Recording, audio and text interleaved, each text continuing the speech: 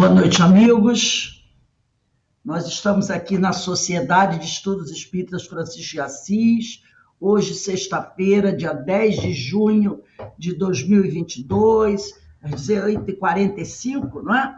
Para estudarmos esta obra de Francisco Cândido Xavier, pelo espírito de André Luiz, Nosso Lar. Nós estamos estudando o capítulo 22, que trata do bônus hora. E hoje é a segunda aula desse capítulo. Mas antes de iniciarmos o nosso estudo, eu vou pedir para o nosso companheiro Menezes fazer a nossa prece de abertura. Menezes, por favor.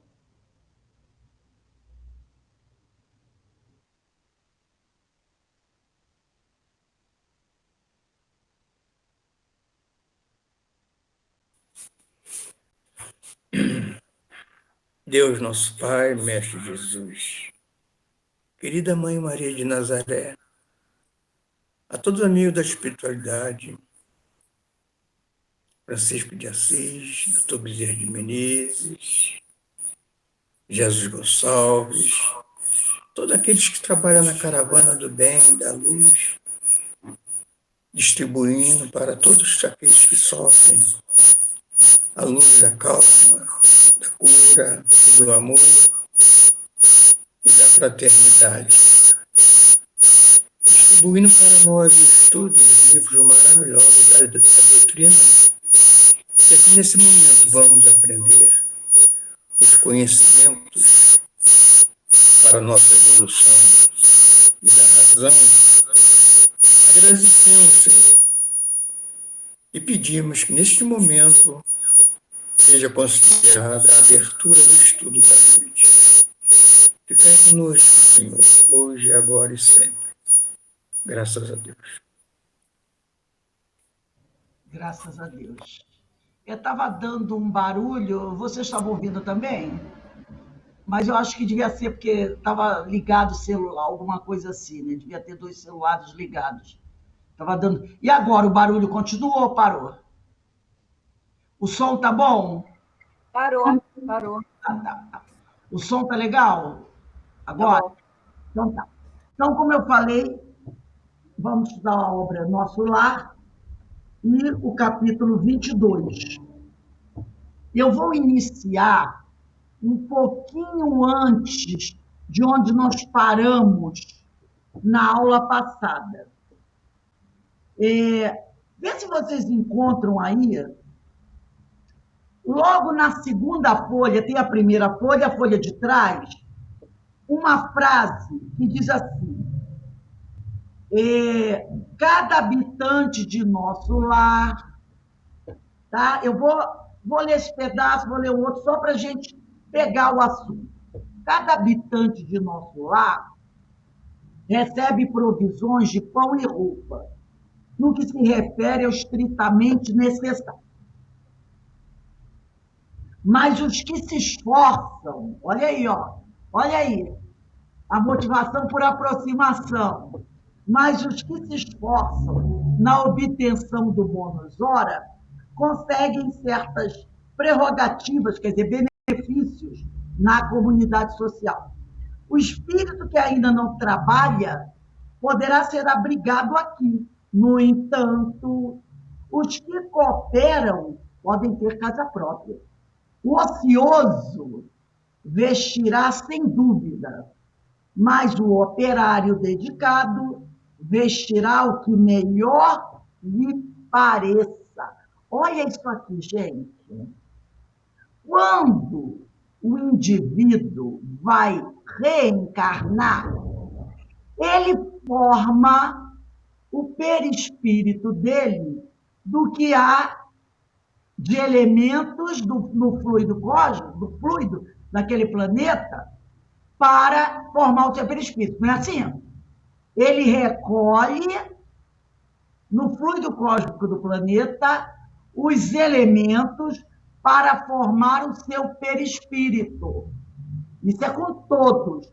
E principalmente quando o espírito vem de outro mundo, né? Jesus tem que fazer isso. Então, ele vai recolher do fluido daquele planeta, os elementos que ele necessita para formar o seu perispírito, as camadas do seu perispírito. Olha o que ele diz aqui. Os espíritos, o espírito que ainda não trabalha, poderá ser abrigado aqui, na colônia.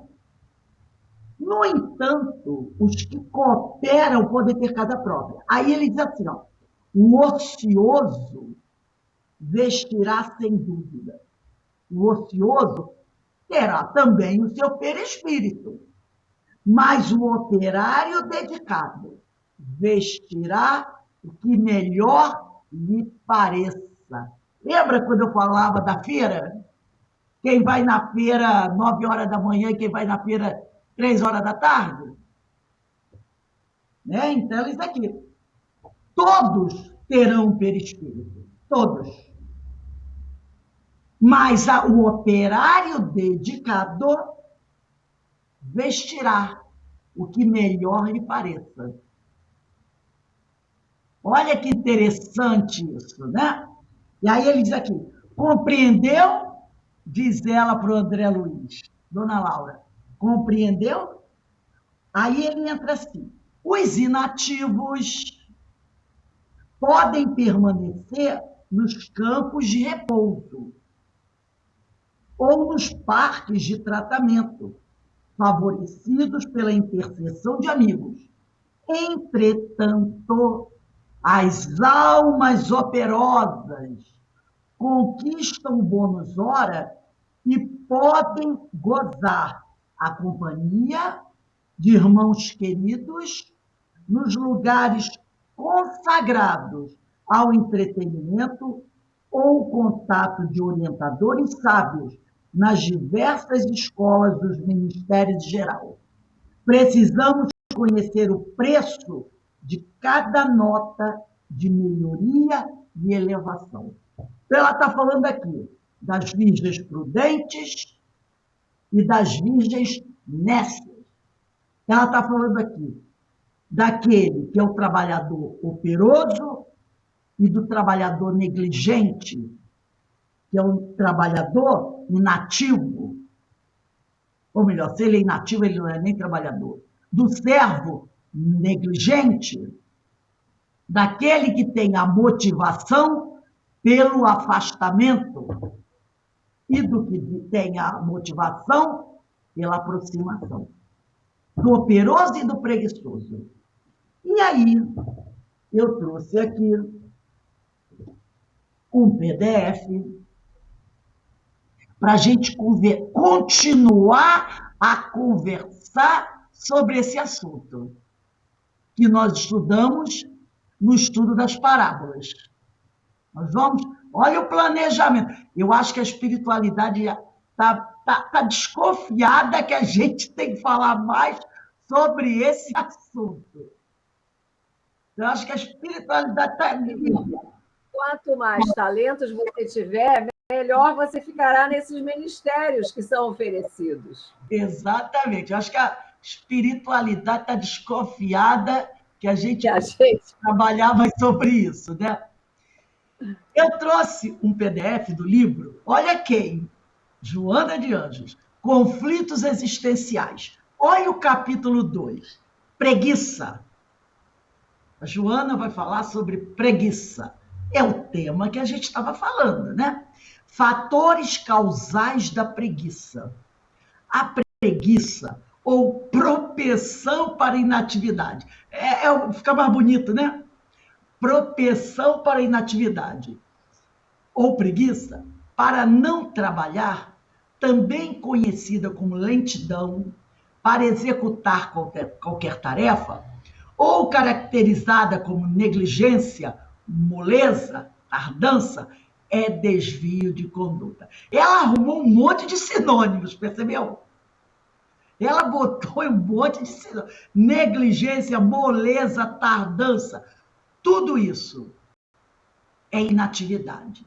Tudo isso, de Joana, é desvio de conduta que merece maior consideração do que aquela que lhe tem sido oferecida. Ela está querendo dizer o quê? Que muita gente tem deixado de conversar sobre esse assunto. Por isso que eu acho que a espiritualidade, na hora do planejamento, ouviu Joana e disse assim, Joana, você tem razão. Você tem razão. Muito pouco se fala sobre esse desvio de conduta, que é a preguiça. E ele merece maior consideração, maiores reflexões do que o que as pessoas têm oferecido. É isso que ela está querendo dizer. Precisamos debater mais sobre esse assunto. Tem se falado muito pouco sobre isso. E aí ela continua. Surge naturalmente a preguiça, expressando-se como efeito de algum tipo de cansaço. Ih, eu estou numa preguiça, né? Trabalhei tanto. Ou mesmo necessidade de repouso. Ela começa assim. A pessoa está aqui precisando repousar muito. Eu estou repousando, preciso repousar. Né? Então ela começa assim, com um tipo de cansaço, ou mesmo necessidade de repouso, de recomposição das forças, do entusiasmo para a luta existencial.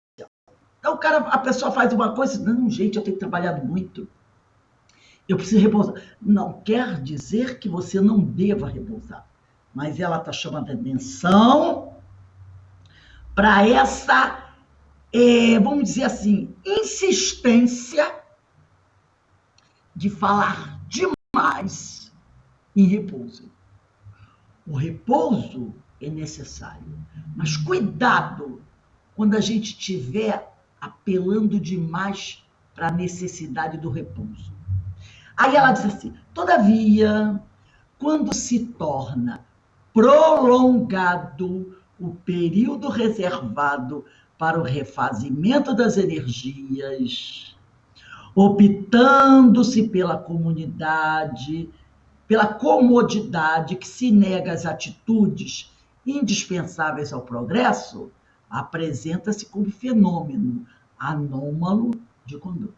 Então a pessoa diz assim, trabalhei muito, vou tirar um mês de férias. Maravilha, né? Maravilha. Vou aí tirar uns 10 dias para repousar. Maravilha, está tirando 10 dias para repousar. Mas aí a pessoa diz assim, 10 dias foi pouco. Vou repousar mais 15 dias. Nossa, as férias vão acabar. Sabe de mais repouso, sabe de uma coisa? Vou pedir demissão do emprego. Vou receber o salário, aquele salário que eu esqueci o nome, de demissão, né? Que é pago ao desemprego, salário de desemprego. Vou receber aí um salário de desemprego 3 meses. Depois que eu receber salário de desemprego 3 meses, eu vou pensar em arrumar um emprego mais leve. É isso aí que ela está falando, tá?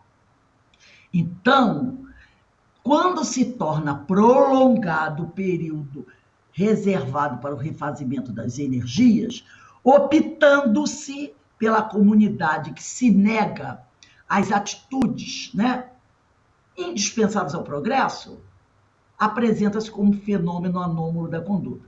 Um cara deixa de trabalhar para repousar, já começa a dar problema.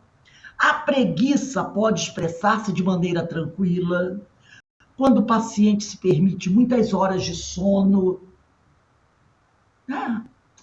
Dormir 6 horas, 8 horas, tem que dormir 15 horas, né? Se eu não dormir 12 horas todo dia, não dá. Eu vou dormir 10 horas da noite, eu tenho que acordar 10 horas da manhã. Esse negócio de dormir 10 horas e acordar às 7, às 6, não. Tem que dormir, né? Então ela começa assim. Aí, né? Então essa preguiça pode expressar-se de maneira tranquila.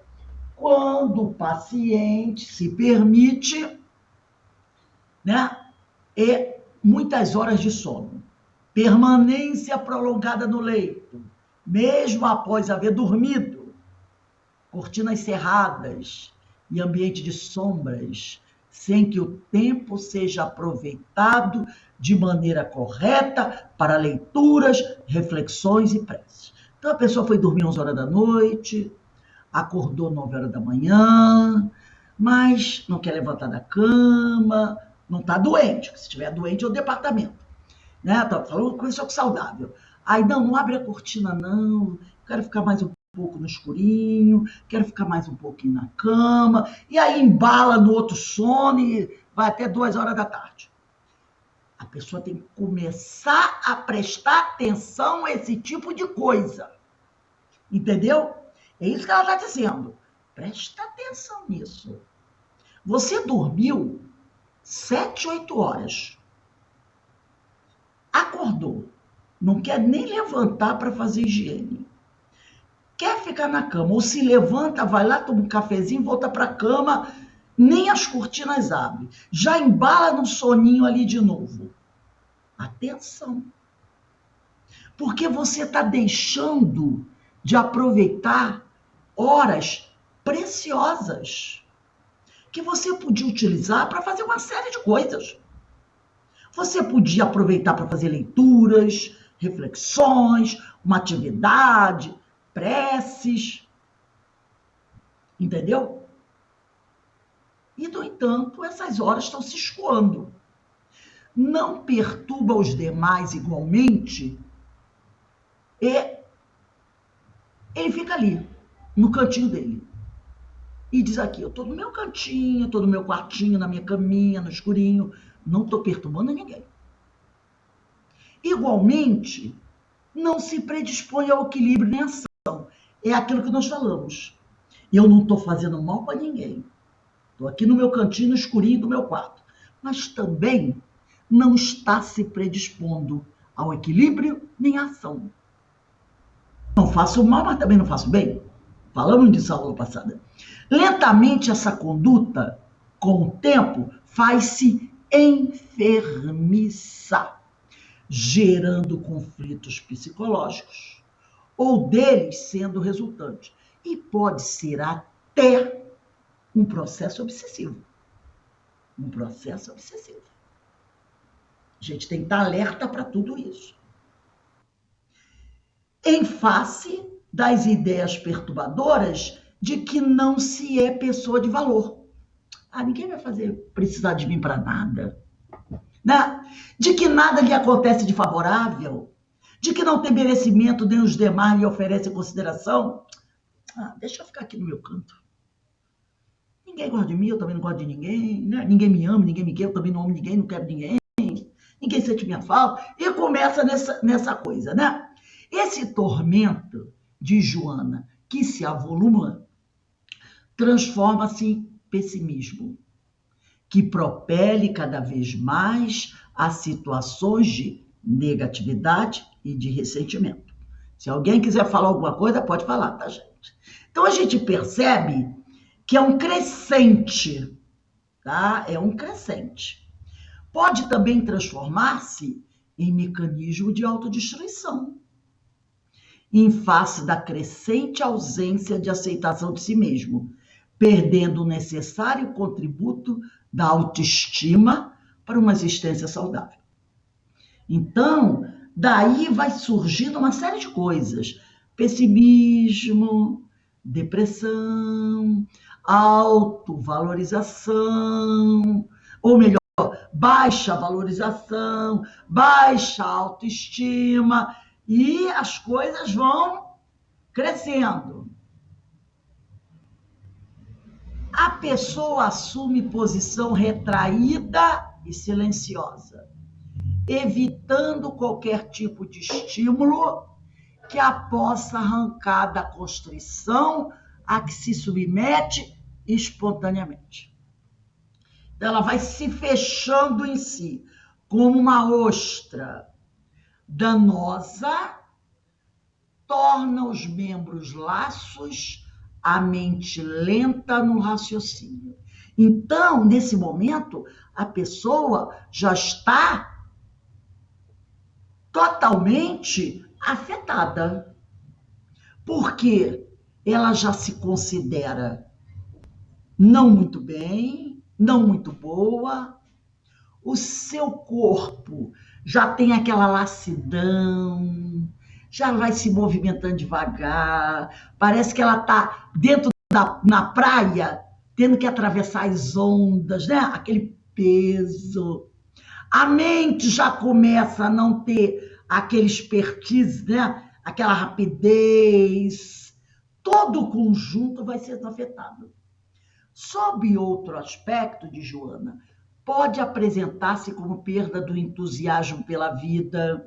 E tudo começou naquela preguicinha, entendeu? Naquela malevolência que não foi tratada, que não se despertou e foi crescendo, né? Apresenta-se como perda de entusiasmo pela vida, ausência de motivação para realizar qualquer esforço dignificante ou algum tipo de ação estimuladora. O tédio domina-lhe as paisagens íntimas e a falta de ideal reflete-se-lhe na indiferença com que encara quaisquer acontecimentos que, noutras circunstâncias, constituiriam emulação, estímulo para novas atividades. É aquela coisa. Daqui a pouco você chama para fulano, vamos fazer isso. Ah, não, vou não. Vou ficar aqui sentado, vendo aqui a minha televisão, ouvindo aqui o meu rádio, fazendo aqui um tricôzinho. Não que isso seja ruim, mas a gente tem que avaliar, né? Horas e horas ali, sentado, cabeça baixa, no celular, rede social, WhatsApp, Instagram, e fica ali horas e horas. Fulano, vamos ali tomar um sorvete, comer uma pipoca, ver uma moda. Não, deixa eu ficar aqui e ali, né? Gastando aquele tempo precioso, sem ter aquele estímulo, aquela energia para levantar a cabeça, sair, fazer acontecer, tá? Esse desinteresse surge quase sempre da falta de horizontes mentais mais amplos. Olha aí, ó, motivação por aproximação, ele não tem. Da aceitação de antolhos idealistas que impedem a visão profunda e complexa das coisas e das formulações espirituais. Todo mundo aqui sabe que é antolho, né? Antolho é aquilo que você coloca na cabeça do cavalo, que são dois tipos duas pranchas de couro, né? Uma do lado direito da cabeça dele, outra do lado esquerdo, para que o cavalo não olhe para o lado, só olhe para frente, para que ele só siga aquele caminho, ele não se distraia. Então, normalmente, bota aquele antolho. Então, olha como ela é forte no que ela diz.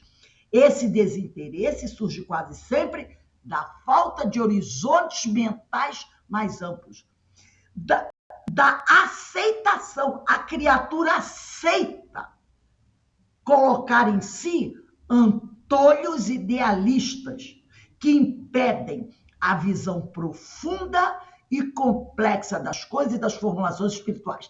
Ela não vai ver, né? O ângulo de visão dela fica limitado.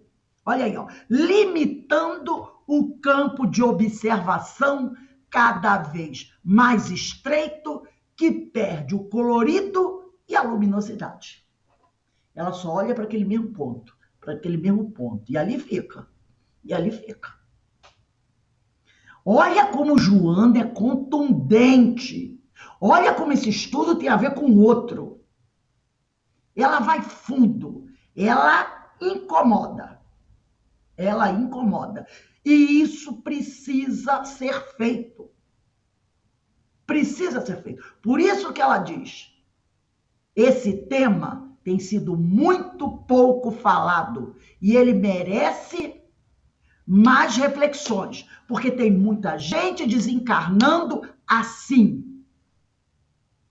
Eu nasci assim, é o tal da complexo da Gabriela. Eu nasci assim, eu cresci assim, eu sempre fui assim, vou morrer assim. Tá? É isso aí que ela fala. Tá errado. Precisamos conversar mais sobre isso. E aí ela continua. Normalmente, aquele que assim se comporta é vítima de elevado egoísmo que somente sente-se bem quando se vê em destaque, embora não dispondo dos recursos hábeis para as ações que deve desempenhar. Ele só vai fazer alguma coisa se ele for o centro das atenções. Mas às vezes ele quer atenção para fazer coisas que ele não é capaz. Detectando-se, quando ele se percebe incapacitado, o que ele faz muitas vezes? Refugia-se na inveja e na acusação aos demais, negando-se a oportunidade de recuperação interior, a fim de enfrentar os embates que são perfeitamente naturais em todos e qualquer empreendimento. Ele não para, quando ele percebe, ele não para pensar, gente, por que eu sou incapacitado?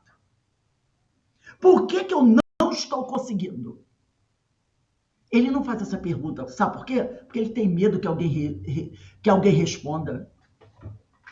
Então ele espalha a responsabilidade, joga para os lados. E não percebe que o problema está nele. Ele se nega a olhar para dentro dele e enfrentar os embates, né? Ele se nega a buscar o tratamento para o seu problema. E enfrentar as dificuldades que são naturais para todo mundo. Quando a gente abraça o empreendimento. O desinteresse é uma forma de morte do idealismo, em razão da falta de sustentação estimuladora para continuar vicejando, quer dizer, brotando, crescendo, dando frutos. Do ponto de vista espiritual, o paciente da preguiça, que pode tornar crônica de Joana, ainda se encontra em faixa primária de desenvolvimento, sem resistências morais para as lutas nem valores pessoais para os desafios. Então, sem resistências morais para as lutas, nem valores pessoais para os desafios. Diante de qualquer impedimento, recua, acusando aos outros ou a si mesmo, afligindo.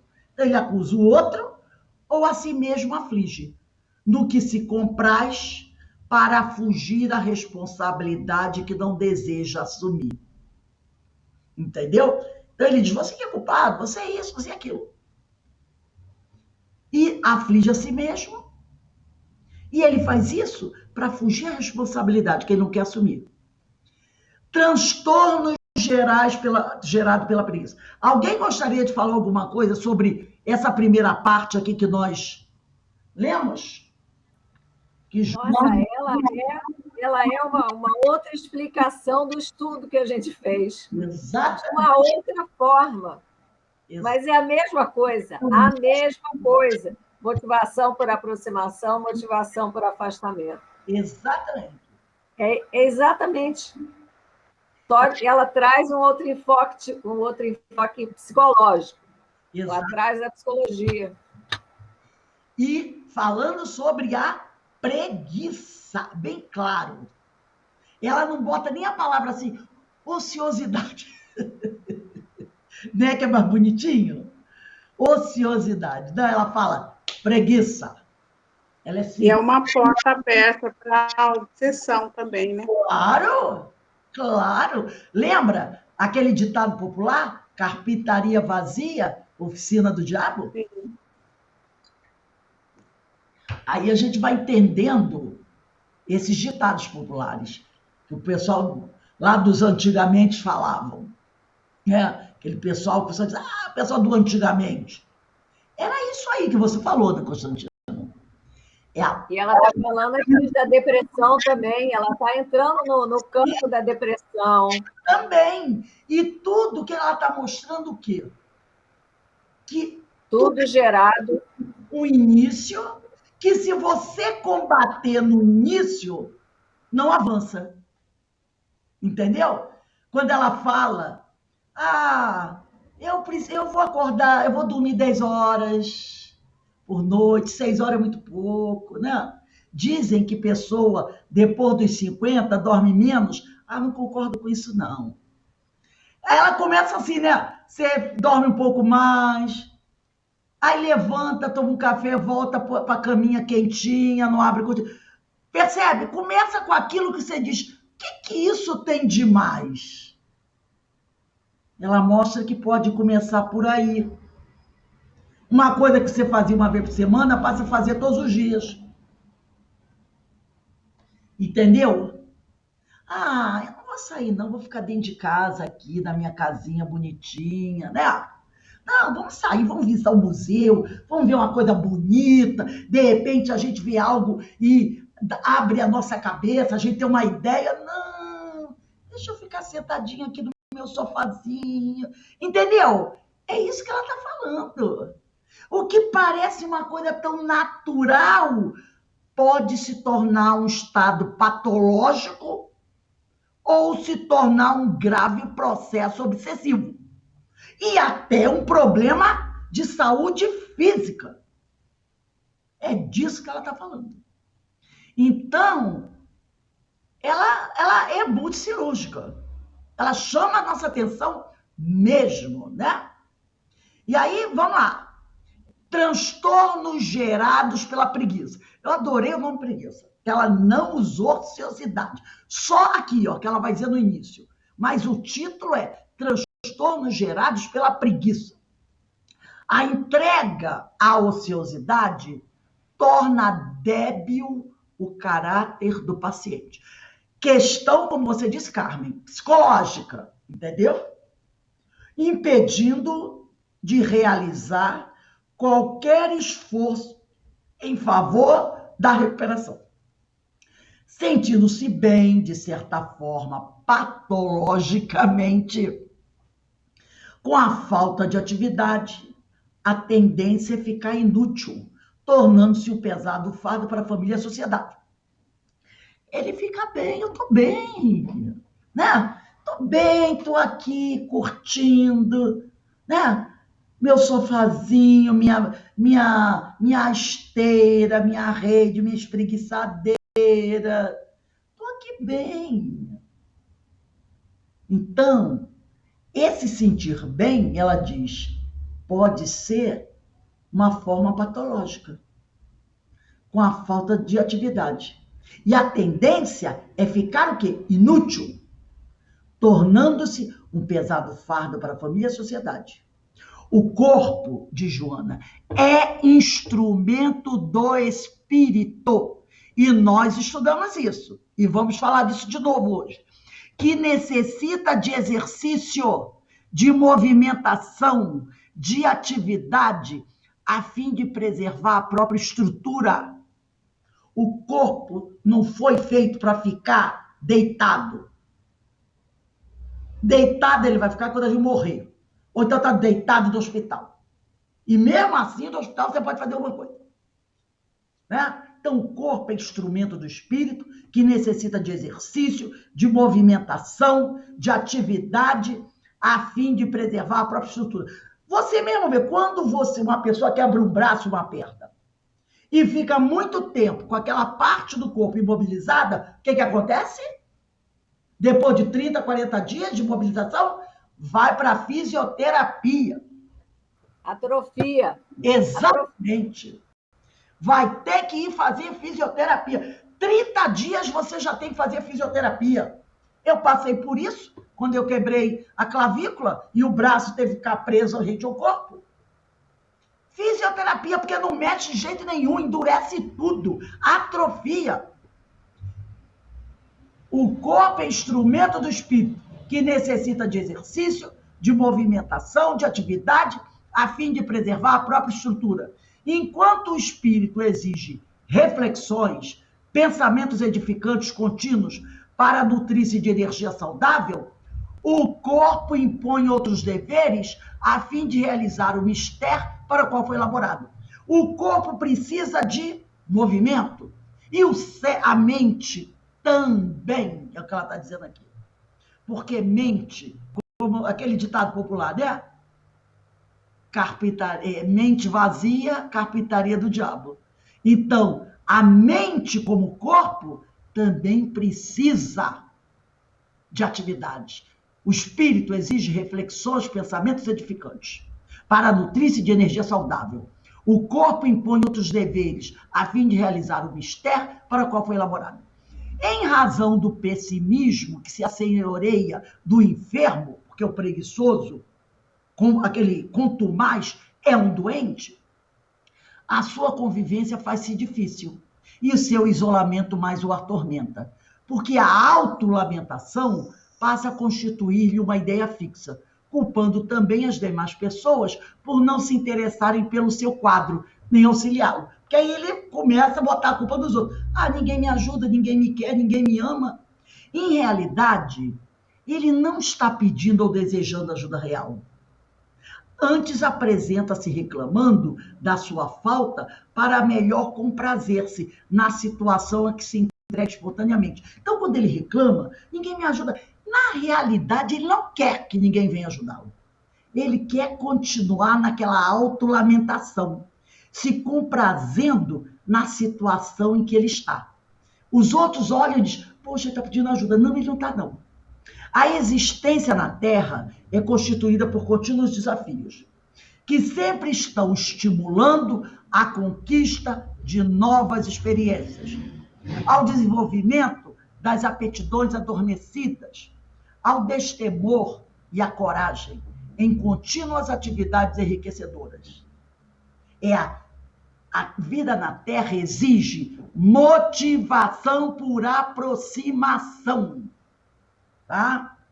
A mente não exercitada em pensamentos saudáveis descamba para o entorpecimento ou para o cultivo de ideias destrutivas, vulgares, insensatas, que sempre agravam a conduta perniciosa. Lembra que nós falamos? A ideia, nós temos a ideia. O espírito dá forma à ideia. E a vontade faz com que essa ideia que tomou forma se espalhe, seja lançada, tá? E aí o cultivo de ideias destrutivas, vulgares e sensatas, vão agravando a conduta perniciosa. Por quê? Porque essas ideias são lançadas, se associam às outras e um dia retornam. Pensar é bênção, auxiliando a capacidade do raciocínio, a fim de poder elaborar projetos e propostas que mantenham o entusiasmo e a alegria de viver. Concomitantemente, surge, vez que outra, alguma lucidez no preguiçoso. De vez em quando surge uma lucidez e o paciente critica-se por não dispor de forças para modificar a situação em que se encontra. Ele diz, gente, me ajuda, porque sozinho eu não vou conseguir. Desanimando ainda mais por acreditar na impossibilidade da reabilitação. Lembra? Motivação, desmotivação, que nós falamos na aula passada, o círculo vicioso. Faz-se um círculo vicioso, olha aí. O paciente não dispõe de energias para lutar e nega-se à luta por acreditar na inutilidade do esforço. É a aula do passada, tá? Que nós vimos aí. É isso que está reforçando. Ela está reforçando o que nós vimos na aula passada. Outras vezes, oculta-se o cidadão, o preguiçoso, que já está doente, né, no mau humor. Se torna uma pessoa altamente mal-humorada, tornando-se ofensivo contra aqueles que o convidam à mudança de alternativa. Contra aqueles que convidam ele, vamos sair dessa, rapaz. Explicando-lhe tudo depende exclusivamente dele. Aí as pessoas dizem, você tem que fazer a sua parte, né? Já que ninguém lhe pode tomar a medicação de que somente ele necessita. Então as pessoas vão lá, você tem que fazer. A gente quer ajudar, mas você tem que fazer a sua parte. A destreza, o esforço, a habilidade em qualquer área são decorrentes das tentativas exitosas ou fracassadas a que o indivíduo permite-se, resultando da repetição sem enfado nem queixa, para a conquista e realização pessoal. Então, gente, nós vamos ter sucessos e vamos ter fracassos, mas tudo é aprendizado. Então, eu não posso me encostar no canto porque eu tenho medo que aquilo que eu vá fazer fracasse. Não. Haverão sucessos e haverão fracassos. Mas uma coisa importante, entre o sucesso e o fracasso, há um aprendizado. Tá? E aí, quando o indivíduo é surpreendido por alguma orientação, por algum estímulo, né, algum convite à atividade, logo ele reage com violência intempestiva, afirmando: você não sabe o que eu sinto? E certamente não acredita no que se passa no meu mundo íntimo. É aquela coisa, você não está sofrendo o que eu estou sofrendo. Você não sabe o que eu estou passando. Você não me compreende. Pensa que eu estou fingindo? A partir de então, o amigo que estava tentando estimulá-lo e candidato ao auxílio torna-se evitado. Então, aquele ali, ele escorraça. Ele escorraça. Não quer mais papo com aquele cara, com aquele que tentou ajudá-lo, né? Esse que tentou ajudar é tido como adversário, censor, perturbador da sua paz. A preguiça mina a autoconfiança e destrói as possibilidades de pronta recuperação. É natural que atraia espíritos ociosos. Olha aí, Aninha, o que você falou da Constantina? É natural que atraia espíritos ociosos, que se comprazem no banquete das energias animais do paciente. Olha o vampiro. Ele vem. E vem para se comprazer das energias animais do paciente. Está encarnado. Telementalizado, o preguiçoso, é telementalizado e conduzido às fases mais graves, de forma que prossiga vampirizado. Os centros vitais da emoção e do comportamento são explorados por essas entidades infelizes e decompõem-se, funcionando com irregularidade, destrambelhando a organização somática, o corpo físico. As doenças vão aparecer, já que a doença psíquica e os sentimentos estão já seriamente afetados. E aí, né, ele pensa assim, age assim, vai atrair, a podridão atrai as moscas. E elas virão. E ele vai ser vampirizado das suas energias. E isso vai proporcionar a ele o quê? Um desequilíbrio mental, psíquico, emocional. Aí vem a obsessão por fascinação, obsessão por subjugação, obsessão por possessão, e pode levar até a morte, tá? O desencarne. Aí o outro vai dizer assim, foi vítima? Nananina, não. Não foi, não. Não foi, não. Tudo começou na preguicinha de um dia que se tornou diária, semanal, mensal e foi por aí afora, né? A tal da ociosidade. E aí, na Revista Espírita, de junho de 1858, tem um artigo bem grande, eu trouxe só um pedaço, chamado A Preguiça. Muito interessante.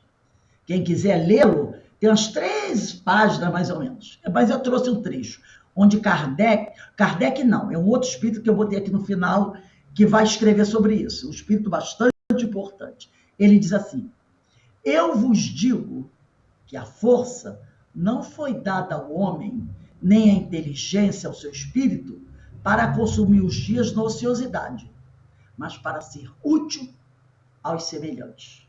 Ora, aquele cujas mãos estiverem desocupadas, né?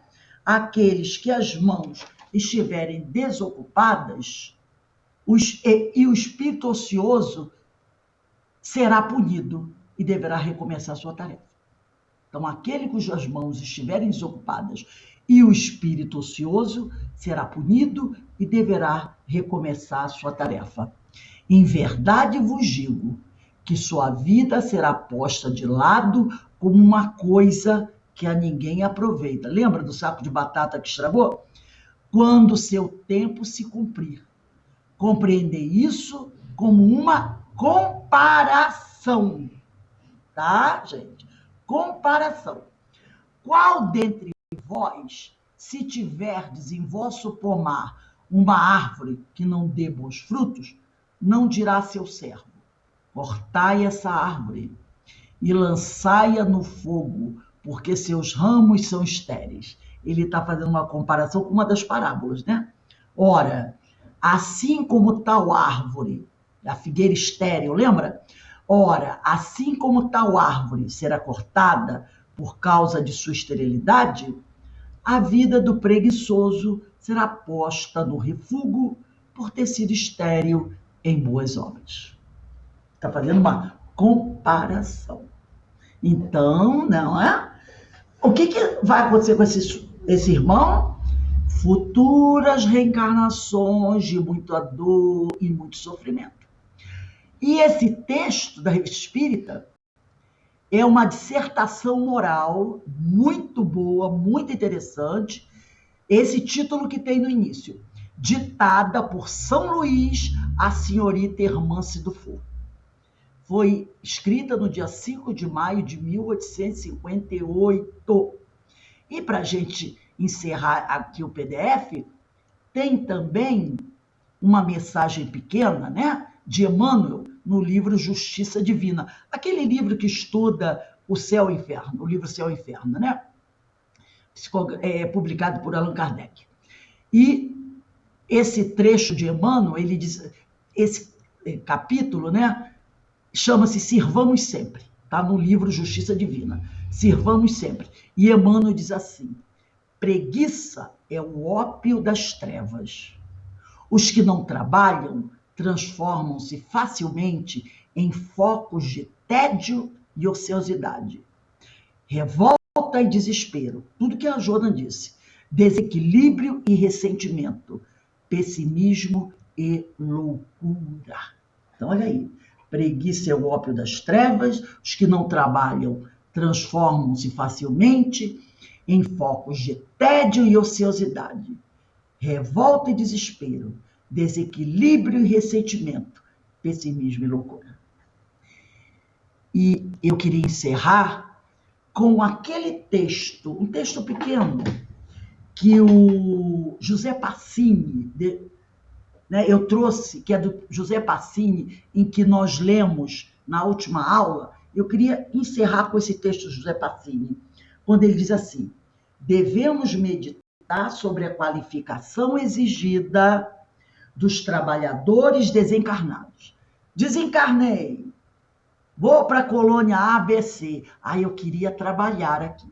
Aí ele diz assim: aqui na Terra, em nome da fraternidade, da tolerância, ou por pieguice, que é sentimentalismo, são aceitos até cooperadores com pouca noção de responsabilidade. Os trabalhos que a gente convida o companheiro, né? Muitos dos quais não têm coragem para abandonar de vez as tarefas. Não quer fazer, mas... não vou dizer para a Carmen que eu vou sair, porque ela vai ficar chateada que ela me convidou para fazer esse trabalho. Mas também não tem coragem para se esforçarem no sentido de se capacitarem, a fim de darem melhor conta delas. Não basta apenas querer participar de alguma atividade do mundo espiritual, pois além do conhecimento específico da tarefa em que pretende colaborar, o espírito deve ter uma profunda consciência da necessidade de vivenciar os ensinos do Evangelho. E o que fala dos ensinos do Evangelho? Qual é a grande tônica? É trabalho, é ação. Alguém alguma vez viu Jesus parado? Né? É o trabalho, é a grande tônica. Né? Tanto que eles eram chamados de caminheiros, os que caminhavam para levar o Evangelho. Né? Através do esforço no cultivo da humildade, da benevolência, da tolerância e da disciplina. Então, gente, a Joana, São Luís, Emmanuel, eles foram firmes nessa questão. Viu como eu falei do planejamento? Como casou direitinho? Vamos lá, alguém aí falando alguma coisa, vamos lá. Não, perfeito, perfeito. Muito cuidadoso esse planejamento da espiritualidade, unindo todos esses temas, né, para que a gente pudesse fazer essa reflexão, esse raciocínio sobre essa necessidade de que nós temos de estarmos sempre com essa motivação, com esse entusiasmo, com essa vontade de trabalhar, vontade de saber, vontade de conhecer. Nossa, deu uma sacudida, enxaguada na gente. Muito bom. Perfeito, perfeito. A Joana é muito taxativa. Ela é muito firme. Ela é, nossa, mãe. Eu vou comprar esse livro, tenho que ler esse livro todo. Conflitos existenciais. Muito bom. E o título é A Preguiça. Não, perfeito. E também é São Luís, né, que fala na Revista Espírita, né, sobre a preguiça. É sobre a preguiça, esse texto, né, lá da Revista Espírita. Terminou, e ele fala sobre esse talento que é retirado. Já que você não faz nada, você vai ficar sem nada agora. Exatamente, né? A gente vai ficar sem nada. Então, é aquela coisa. Tem muito será dado, né, Rose? Oi? Por isso é aquele que tem, muito lhe será dado. Exatamente. Como nós encerramos. E aquele que não tem, até o pouco que tem, lhe será tirado. É aquela frase da oração de São Francisco. É dando que se recebe. É dando que se recebe, né? Hein, Rose? Pode falar. Se nós formos observar a própria natureza dos pequenos átomos nas galáxias, tudo se movimenta. Tudo se movimenta. Quando o Sol vai para um lado, vem a Lua para dar o trabalho dela, e assim sucessivamente. Observamos bem a abelha, a formiga e outros animais que estão sempre trabalhando, sem ter domingo, sem ter feriado, e trabalham sempre. E o homem procura sempre se acomodar. Às vezes ele pode ter muitos livros, ler, mas não põe em prática as suas ações de trabalho. Tanto que na nossa bandeira do nosso país está lá ordem e progresso. O que é progresso? Trabalho. Exatamente. Se não tiver trabalho, nada desenvolve. Então, às vezes, nós vamos ajudar o outro, pensando que estamos fazendo bem, e estamos, às vezes, ajudando uma pessoa que é acomodada, tirando a oportunidade do progresso dele. Exatamente. Ele se acomoda, não vou trabalhar não, porque daqui a pouco eu vou ganhar. Então, muitas vezes, a gente estendendo a mão prejudica o outro. Tem que ensinar a pescar, como disse o mestre. Ensine a pescar. A gente tem que tomar muito cuidado com esse negócio. Muito cuidado. Porque, às vezes, você tira, né, aquela coisa que a pessoa tinha que ter de ir lá buscar. Você quer dar. E quem não gosta de receber sem esforço? Não é? Quem não gosta de uma facilidade? Todos nós. Não é? Para que eu tenho que buscar se está vindo nas minhas mãos? Eu não gasto nem a sola dos meus sapatos. Nós somos assim. Nós somos assim. Então, a gente tem que pensar sobre isso. E tem uma frase que eu sempre ouvi na doutrina, né? Que os amigos espirituais já falaram, até em várias obras. Quando o trabalhador está pronto, o trabalho aparece. Então, se o trabalho está aparecendo, levanta a mão para o alto e diz, obrigado, Senhor. E não diz assim, meu Deus, mais uma coisa para eu fazer, não vai dar. Não, é porque você está pronto. Porque o Senhor não vai ocupar alguém que não tem capacidade de fazer aquilo que ele precisa. Então, se ele está te convidando para fazer uma tarefa, o que a gente tem que fazer? Obrigado, Senhor. É mais um pouquinho de coisas negativas que eu estou expurgando do meu espírito. Porque o trabalho tem essa função, vamos dizer assim, bactericida, entendeu? De purificação. Então, se o trabalho está aparecendo, é porque eu estou pronta para continuar em frente. O problema é quando o trabalho não aparece. Aí você tem que ficar, ó. Opa, então eu tenho que ir atrás. Mas se o trabalho está aparecendo, abrace a tarefa. Faça o melhor que você puder, dentro dos seus limites, mas faça. Não fique reclamando. Ah, meu Deus, colocam tanta tarefa para eu fazer, tanta coisa para eu fazer. Abrace, principalmente o trabalho que se relaciona com as questões espirituais. Esses são os mais importantes, porque esse vai direto no espírito. É esse que a gente tem que abraçar. Foi esse que nós deixamos para trás, nas outras reencarnações. Por que agora é estudo para cá, estudo para lá, é prepara a aula para cá, faz isso para lá? Por que será, candidato? Porque negligenciamos as coisas do espírito. E, como nós vimos na outra aula, o momento é o agora. Não é o amanhã, é o agora. Eu estou vivendo o agora. Então, que a gente se conscientize disso. E eu achei esse texto da Joana, eu vou até lê-lo todo, porque eu peguei só um trecho.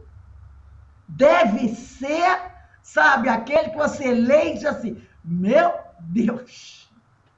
Então, que a gente... Esse de São Luís também é muito bom da Revista Espírita, tá, gente? Alguém mais tinha mais alguma coisa para falar? Sobre isso? Não? Então, nós vamos encerrar o nosso estudo de hoje. Eu acredito que estamos bem alimentados sobre essas questões, mas esse assunto continua, gente. Como disse a Joana, é um assunto que está sendo ainda muito pouco abordado. Então, vamos lá continuar. O planejamento é do plano espiritual, e eles não erram do planejamento, né? Então, Carmen, faz a nossa prece de encerramento, por favor. Claro que faço.